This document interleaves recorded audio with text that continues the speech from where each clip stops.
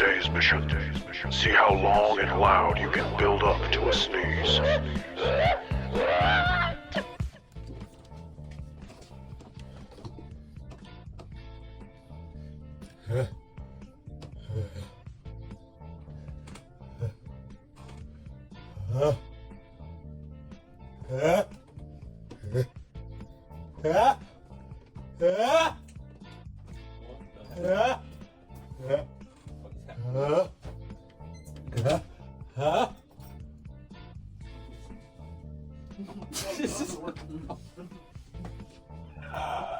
I hope I got that face you said. What the fuck are you doing?